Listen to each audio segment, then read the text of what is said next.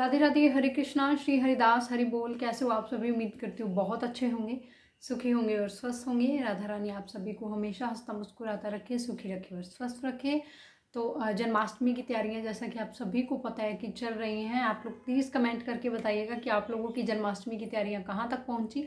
जन्माष्टमी जो है वो कल है। इससे रिलेटेड मैं पहले ही वीडियो बना चुकी हूँ कि 18 को है या 19 को है। मैं डिस्क्रिप्शन में इस वीडियो का आप लोगों को लिंक दे दूँगी।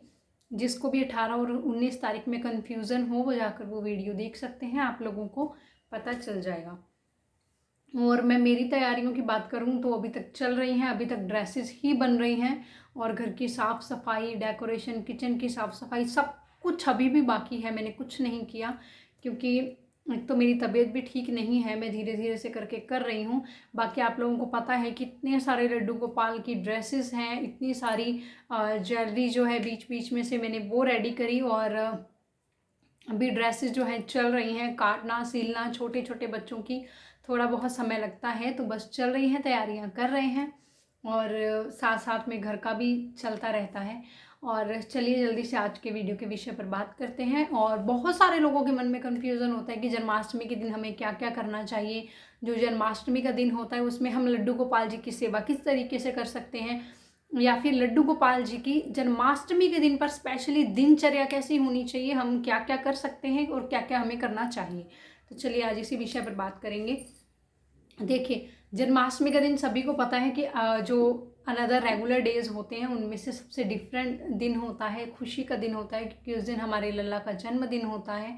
तो सबसे पहले तो देखिए दिनचर्या की अगर हम बात करें तो जन्माष्टमी के दिन, क्योंकि आप सभी को पता है कि सबका व्रत रहता है, तो ब्रह्म मुहूर्त में उठना सबसे ज़्यादा ज़रूरी है।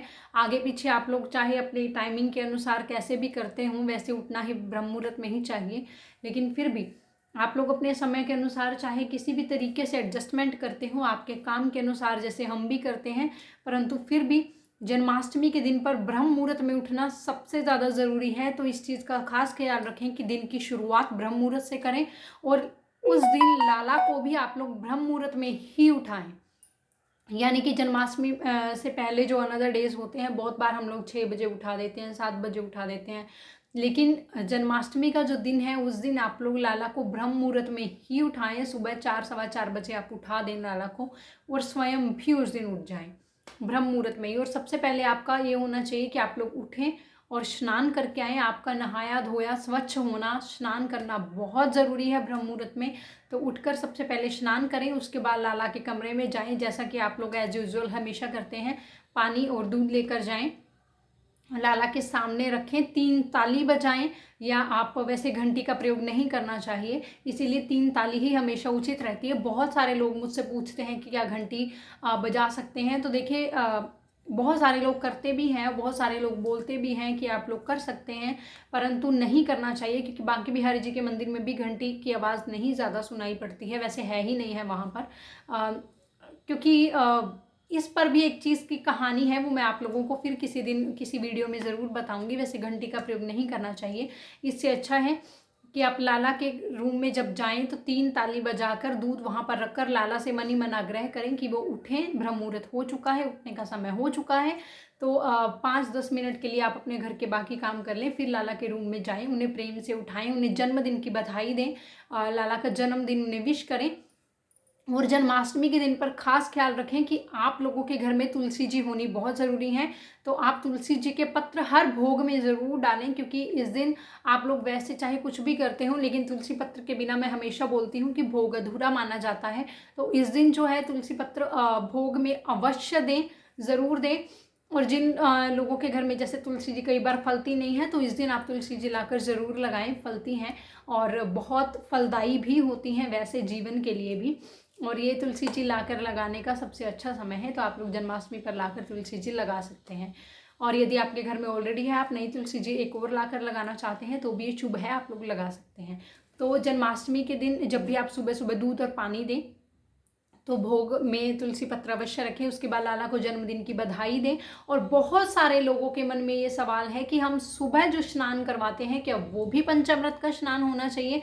देखिए, वैसे तो आप लोग करवा सकते हैं, सुबह भी करवा सकते हैं, शाम को भी करवा सकते हैं, परंतु शाम के समय में जो है वो पंचामृत का स्नान ज़्यादा ज़रूरी होता है, तो आप सुबह में जो है दूध में या फिर पानी में केसर डाल दीजिए, फूल डाल दीजिए, तो थोड़ा सा गंगा जल ले सकते हैं। इस तरीके से आप उन्हें लड्डू गोपाल जी को सुबह सुबह स्नान कराएं।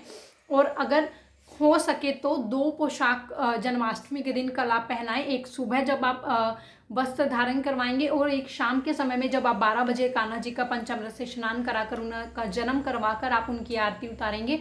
जो मेन पोशाक है आप उस समय पर पहनाएं। परंतु बहुत सारे लोग हैं जो एक ही पोशाक ले पाते हैं, तो वो भी चलता है। आपकी अगर कोई भी इन आसपास के दिनों में नई पोशाक ली हो तो आप सुबह वो पोशाक पहना सकते हैं। जैसे मैं मेरी बात करूँ तो मैंने एक ही पोशाक बनाई है जन्माष्टमी के लिए, क्योंकि इतनी सारी पोशाक, मतलब एक ही बारी की पोशाक इतनी सारी बनती हैं तो इतना समय नहीं मिल पाया कि मैं बनाऊं। और जो मैंने ब्लू पोशाक अभी सिर्फ राखी के दिन पर ही 1-2 घंटे के लिए ही पहनाई थी, तो मैं वही पोशाक कान्हा को दिन के समय में वापस पहनाऊंगी और रात के समय में मैं बिल्कुल नई पोशाक पहनाऊंगी। तो आप लोग इस तरीके से कान्हा को पोशाक पहनाएं। और बहुत सारे लोगों के मन में भोग के लिए सवाल था, जो आंसर क्वेश्चंस आए थे मेरे पास, मैंने उनका आंसर वैसे एक वीडियो में दे दिया है। आप चाहेंगे तो मैं भोग की वीडियो का भी डिस्क्रिप्शन में आप लोगों को लिंक दे दूंगी। और चलिए मैं बाकी फिर भी बता देती हूँ। बहुत सारे लोगों का ये सवाल होता है क्या फल फ्रूट मेवे ही लगा सकते हैं या अन्न का भोग भी लगा सकते हैं? तो बिल्कुल आप दिन में जन्माष्टमी पर, लला को आपके बेटे का जन्मदिन है, आपके लाला का, आपके भाई का जन्मदिन है, तो आप जो आपका मन करे, जैसे आपका मन करे, उस सेवा भाव से आप लल्ला का जन्मदिन मनाइए।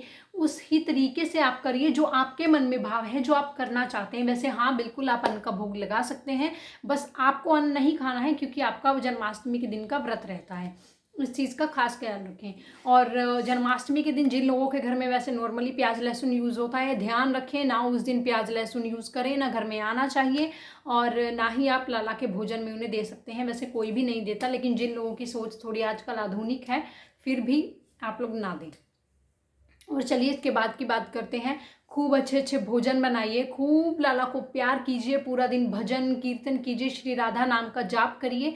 कान्हा को जैसे आपकी दिनचर्या रहती है, बस उन्हें ज़्यादा लाड लड़ाइए, उन्हें प्रसन्न रखिए, उनके साथ खेलिए, उनके साथ उनका जन्मदिन मनाइए, बार बार श्री राधा नाम का उन्हें स्मरण करवाइए, उनके सामने राधा रानी का नाम बार बार पुकारिए, श्री राधा नाम का जाप करिए। बहुत सारे भोजन जो आपके मन में आए आप लाला को वो बनाकर खिलाइए। बस प्याज और लहसुन से युक्त भोजन नहीं होना चाहिए। और उसके बाद जब शाम हो जाएगी, देखिए 7 बजे तक का जो रूटीन रहेगा वो आपका नॉर्मल रहेगा।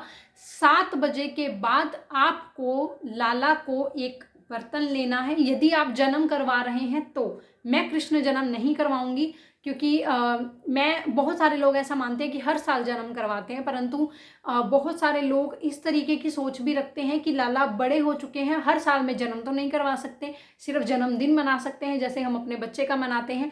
परंतु यदि आपके घर में लाला बिल्कुल नए हैं, लेकिन पुराने भी हैं, मतलब बहुत सालों से आप सेवा कर रहे हैं, फिर भी आप जन्म मनाना चाहते हैं तो मना सकते हैं, ये आपकी अपनी इच्छा है। लेकिन मैं फिर भी खीरे में रखकर लाला का जन्म वैसे नहीं करवाऊंगी, लेकिन हाँ मैं कोशिश करूंगी कि मैं उन्हें एक बर्तन में फूल बिछा लीजिए, जैसे मैं अभी आप लोगों को बता रही हूँ। एक बर्तन लीजिए, एक टोकरी लीजिए, उसके अंदर बहुत सारे फूल बिछा लीजिए, वहाँ पर लाला को 7 बजे के बाद आप सुला दीजिए और वहाँ पर एक खीरा रख दीजिए। यदि आप खीरे के अंदर लाला को नहीं रख सकते हैं तो आप उस फूलों वाली टोकरी में लाला को सुला दीजिए, उसके पास में खीरा रख दीजिए। और जैसे ही रात को 12 बजेंगे आप लाला का आवाहन कीजिए, जोर जोर से उनके जयकारे लगाइए, नाम पुकारिए लाला का। और उसके बाद जो खीरा होता है उस खीरे को आप सिक्के से काटिए। ध्यान रखिए कि चाकू का यूज़ नहीं करना है। बहुत सारे लोग ये चीज़ पूछते हैं, नुकीली चीज़ का, चाकू का प्रयोग बिल्कुल भी नहीं करें। खीरे को काटने के लिए सिक्के का प्रयोग करें। और उसके बाद लाला का जन्म करवाएं, पंचामृत से लाला को स्नान कराएं, खूब अच्छा अच्छा भोग खिलाएं। और उसके बाद लाला को आप झूले में विराजित कर दें, झूला झुलाएं, लाला को खूब लाड लड़ाएं और लाला का जन्मदिन मनाएं। आप किसी भी तरीके का भोग, जो भोग है वो मैंने ऑलरेडी वीडियो बना दी है, माखन मिश्री का, धनिया की पंजीरी का। उसके बाद आप खूब सारा भोग जो भी आप चाहें आप लगा सकते हैं। और एक चीज़ कि 56 भोग कब लगाना है, ये भी बहुत सारा सवाल रहता है कि 56 भोग दिन में लगाना है या रात में लगाना है। तो देखिए जो संध्या का समय होता है, जब हम लाला को शाम का भोजन देंगे, यानी कि जो शाम की आरती में हम लोग जो लाला को भोजन ग्रहण करवाएंगे, आप शाम के समय में, यानी कि जो हम जब जन्म करवाते हैं आप तब भी भोग लगा सकते हैं। कुछ लोग संध्या के समय में भी भोग लगाते हैं। वैसे उसी समय में ही आप 56 भोग लगाना चाहिए, दिन में 56 भोग नहीं लगाना है। तो आप लोग इस चीज़ का ध्यान रखें कि रात्रि में आप लोग 56 भोग लगाएं कान्हा को, उसी वक्त आप लोग भोग करवाएं। और बस यही चीज़ें हैं जो आप लोगों को दिनचर्या का ध्यान रखना है। अच्छे से राधा राधा नाम जपिए, कान्हा का शाम में भजन रखिए, कीर्तन रखिए और खूब आनंदमय तरीके से जन्माष्टमी मनाइए। तो बस यही नॉर्मल जो है वो दिनचर्या रहती है। जिस तरीके से मैंने आप लोगों को बताया है, बस स्नान का, भोग का और लाला के सामने उन्हें खुश रखने का, खूब सारे तोहफे देने का और भजन कीर्तन का, राधा नाम का जाप ज़रूर करें। और एक चीज़ का ध्यान अवश्य रखें कि इस दिन आप गऊओं के लिए दान ज़रूर करें। आप गौशाला जाकर गौ माता को चारा खिला सकते हैं, या जिस भी तरीके से आप गौशाला में दान देना चाहें आप गौशाला में भी दान कर सकते हैं, लेकिन इस दिन गौ माता की सेवा ज़रूर करें। और यदि आप लोगों के पास गौ माता आप नहीं लाना चाहते हैं जन्माष्टमी पर लाला के लिए, तो आप ज़रूर लेकर आएँ। वैसे मेरे पास चांदी की गौ माता है, लेकिन मैं कोशिश करूँगी कि यदि मैं मार्केट जा पाई तो मैं गौ माता एक कान्हा के लिए ज़रूर लेकर आऊँगी। बस यही दिनचर्या रहती है, ध्यान रखें। यदि इसके अलावा भी आप लोगों का कोई भी प्रश्न हो तो मुझे कमेंट करके बताइए। मैं कोशिश करूँगी कि मैं आज मैं आप लोगों को सारी वीडियोस के ज़रिए उनका आंसर दे पाऊँ। तो मिलते हैं नेक्स्ट वीडियो में। आई होप आप लोगों को ये वीडियो अच्छा लगा होगा। तो जाते जाते चैनल को सब्सक्राइब कर दीजिए, लाइक कर दीजिए, बेल आइकन का बटन दबाइए ताकि मेरी सारी वीडियोज़ की नोटिफिकेशन आप लोगों के पास पहले आ जाए। और वीडियोज़ को शेयर कीजिए। तो मिलते हैं नेक्स्ट वीडियो में। राधे राधे, हरे कृष्णा, श्री हरिदास।